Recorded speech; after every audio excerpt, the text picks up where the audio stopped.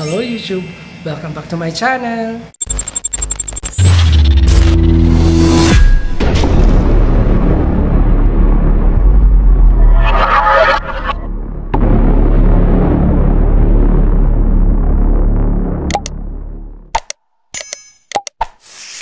Lalabas muna tayo, pupunta tayo, mag-withdraw ng ating 13-month pay.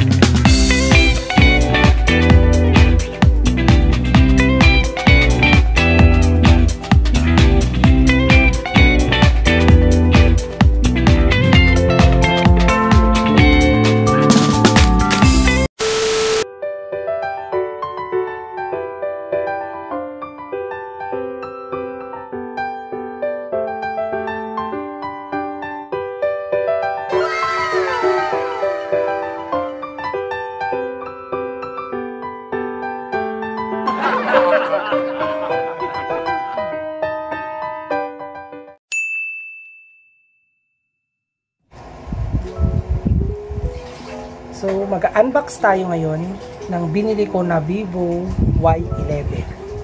Yan siya.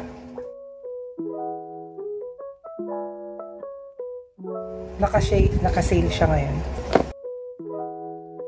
Ayun yung buksan.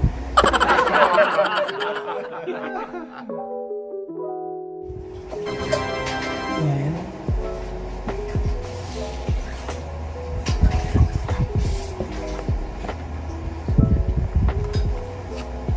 Meron siyang first box. Libre na yung kanyang casing. Tapos as usual, meron tayo yung kanyang leaflet. Tapos eto na siya. Ayan, cute siya. Buo natin. Okay. Meron siyang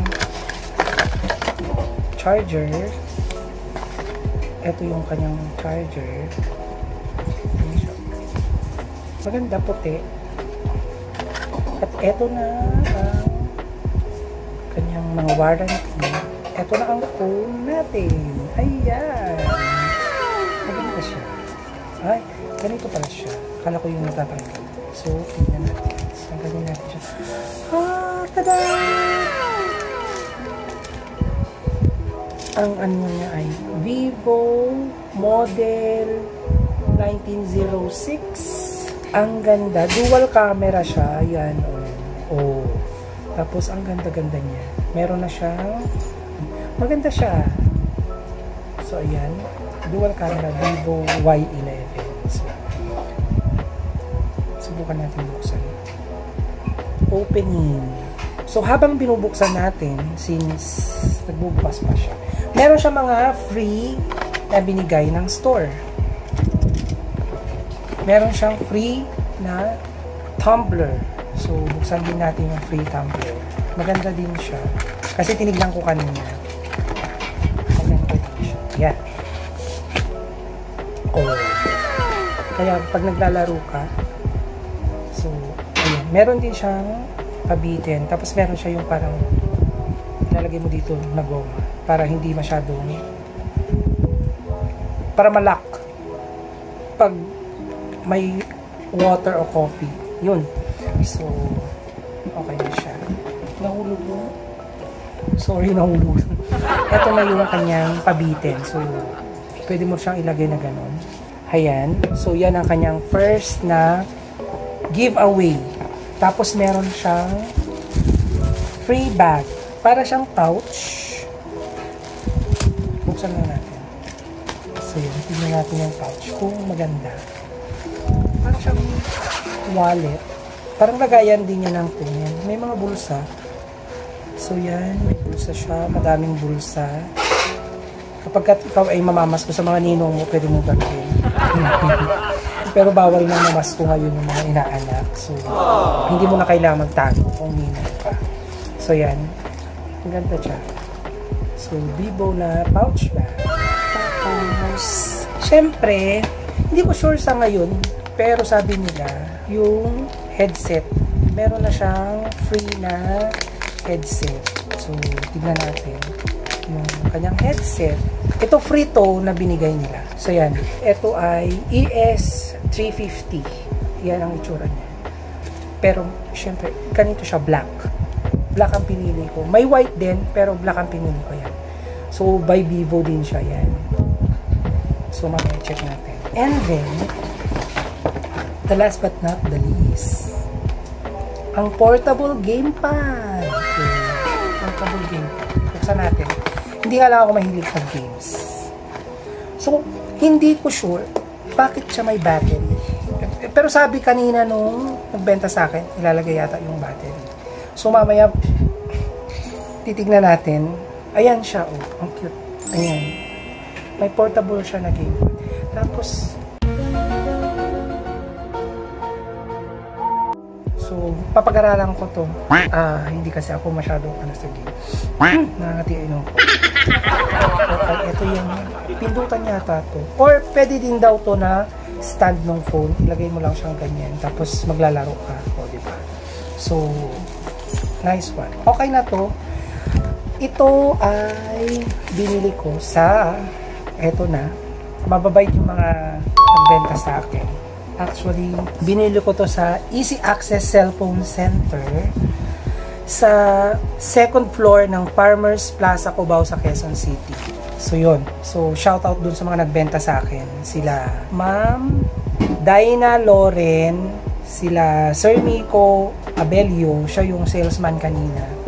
Hi, sir. Salamat. Tapos si Miss Melanie Mayuba. Actually, si Miss Melanie kanina, siya pang nagsasabi sa akin na ito na lang kasi I was thinking of other unit. Pero ito na lang daw. Kasi naka-sale siya ngayon. So, kung gusto nyo pong bumili ngayon, naka-sale ang Vivo Y11. Marami pa silang sales doon. Ang gaganda ng mga phone, talagang, and to think nakikita natin, tingnan natin. Ang ganda niya, oh. Ay, sorry. Medyo nag-aano lang siya. Pero, maganda siya. Isa-set up lang muna natin to, tapos, titignan natin kung okay.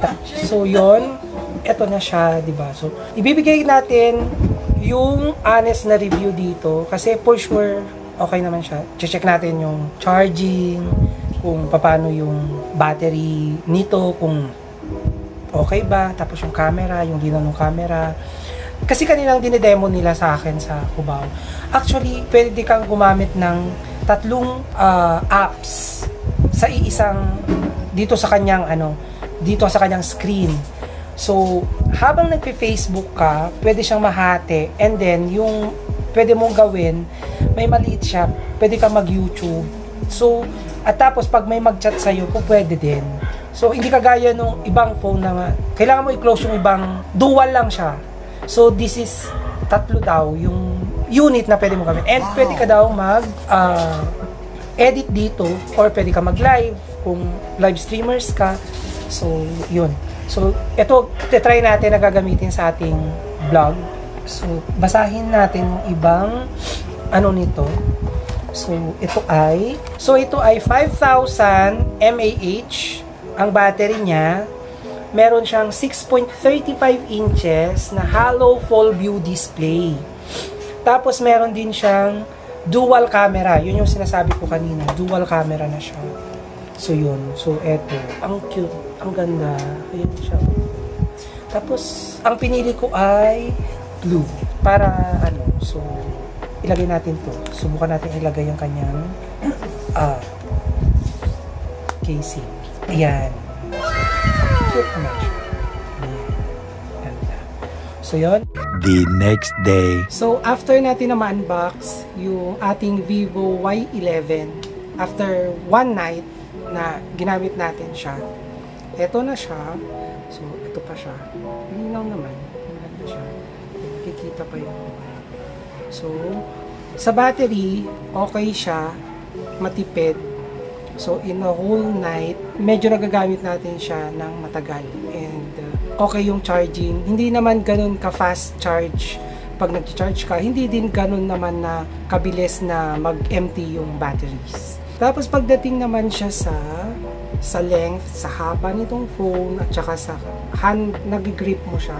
Tapos maganda yung kanyang side, dito sa kanyang edge. Okay siya.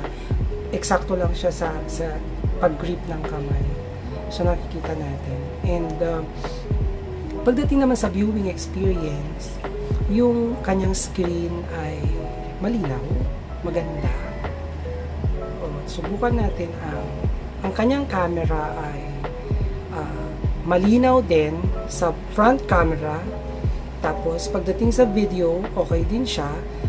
Tapos ipapakita ko dito yung captured ng camera ng front at saka ng back. Tapos kapag ka nag-video ka naman, since dual camera siya sa likod, ayan, makikita natin, dual camera, okay siya, kahit hindi ganun kataas yung megapixels ng cam.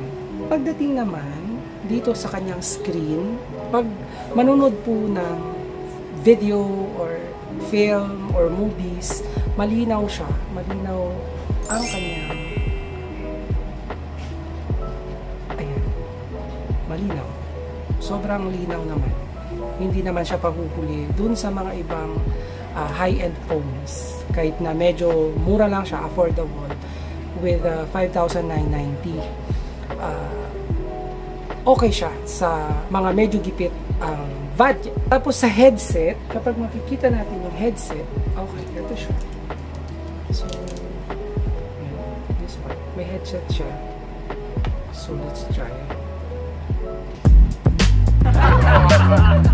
Comfortable siya sa tenga, and nandun yung headset jack, and yeah, naririnig mo yung surround nung pinapakinggan mo or pinapanood mo ng music, okay siya. Nasa sa'yo na yung magtimpla ng kanyang kung gaano siya